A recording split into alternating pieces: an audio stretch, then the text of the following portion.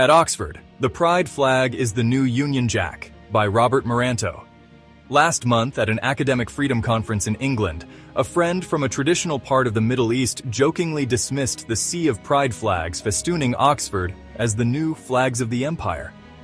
They observed that pride flags outnumbered the Union Jack, the United Kingdom's flag, and that of the old British Empire, by at least 50 to 1, which seemed excessive even for Pride Month in a university town. The next day in London, I saw pride flags all about, with the Union Jack reserved for tourist sites like the Tower of London, which also sported pride flags. My friend was onto something. Great Britain is a great nation. It should fly its flag. As Thomas Sowell details in Conquests and Cultures, an international history and the real history of slavery, the British paid enormous sums in blood and treasure to end slavery throughout their vast empire while spreading democratic institutions. In 1940, under Prime Minister Winston Churchill, Britain later played the singular and essential role in fighting Hitler when no other countries dared, quite literally saving Western civilization, something leftist educators are now busily erasing from consciousness as British academic Frank Furedi details in The War Against the Past, why the West must fight for its history. Can pride flags be flown beneath, or on special dates alongside, the Union Jack or the American flag, rather than replacing them? After all, would pride even be possible without the freedoms secured by Anglo-American democracy? You don't see pride movements flourishing in Cuba, Russia, China, or Gaza. Unfortunately, the postmodern left often seems more interested in replacing the Western democratic nation-state, which has held diverse societies like the US and UK together, with subnational identities that divide rather than unite. We need better ways to fly our flags, ways that honor both our shared history and our common freedoms. I've supported same-sex marriage since the 1970s, publishing essays explaining why back when it was a live controversy. As my ally Jonathan Rauch said in January in a passionate speech at the Censorship in the Sciences Conference, what seemed impossible back in the 1990s when he first sought the right to marry now isn't even controversial. The triumph of same-sex marriage is a testament to what free people in free countries can do when they use free speech and persuasion rather than bureaucratic coercion to win the rights of citizenship, not special rights. That special part makes something seem off about pride. As left-leaning political scientist Mark Lilla wrote in The Once and Future Liberal, after identity politics, a political movement based on subnational identities had better not leave any identity out. And there are a lot of identities out there, with competing narratives and often zero-sum demands.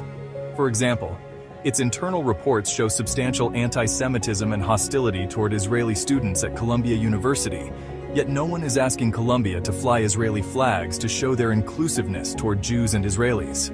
Please, Mr. Trump, don't get any ideas. As sociologist George Yancey showed empirically a decade ago in Compromising Scholarship, Religious and Political Bias in American Higher Education suffers systemic anti-Christian bias, particularly against evangelicals and Mormons, who have trouble getting academic jobs. Yet I would not want my university to fly the Mormon Deseret flag to signal our inclusiveness, nor would this Italian American want his American university to fly Italian flags.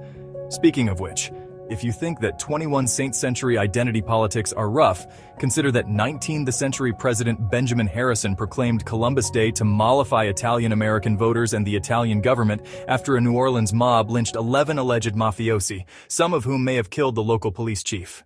Instead of avoiding culture wars like recent Republicans, the Trump administration is leaning in, not always constructively. Consider the Defense Department's renaming of the U.S. Navy ship Harvey Milk. Milk was an influential and courageous gay elected official and Navy veteran murdered by a deranged homophobic politician. The killer got a reduced sentence via the so-called Twinkie defense, saying that high blood sugar made him do it. Even in the 1970s, California courts had un-American views of personal responsibility. Harvey Milk had an imperfect personal life, including at least one relationship with someone underage, who was also half his age. Milk was, as the saying goes, a man of his time, 1960s to 70s sexually libertine San Francisco. Yet traditionally, it was leftists rather than conservatives who toppled statues and renamed ships, buildings, and mountains. To respect history's great men and women, we should retain and explain rather than erase and destroy. Renaming the U.S. Harvey Milk is far less atrocious than the ongoing leftist efforts chronicled by Professor Ferretti. 2, among other things, erase Abraham Lincoln for imposing the death penalty for some of the Minnesota Sioux who violently revolted, and erase Winston Churchill for his colonialism. Lincoln freed U.S. slaves and saved the Union.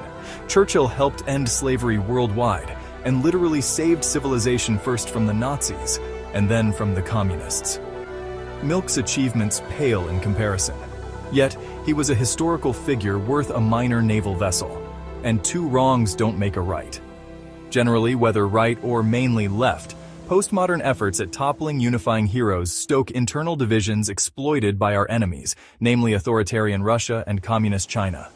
Instead, we should highlight what we Americans should revere in common: the rule of law, free speech, democratic mechanisms assuring peaceful transfers of power, and the rights to live as we choose, which will differ from what others choose. All now under attack by mainly leftist postmodernism, as I show in Education's Critical Condition. A moving example of the beautiful things we should value together came in 1790 when George Washington wrote to America's first Jewish congregation, Rhode Island's Touro Synagogue, where his words remain inscribed. Washington wrote that he would never speak of toleration of non-Christians as if it was by the indulgence of one class of people that another enjoyed the exercise of their inherent natural rights. Instead, so long as all followed the law, all enjoyed the liberty to sit in safety under his own vine and fig tree. Those rights are universal for citizens, not special. What Washington wrote goes for all of us. It is the key reason I am proud to be American and fly my national flag above all others. Not that you can do that on some college campuses.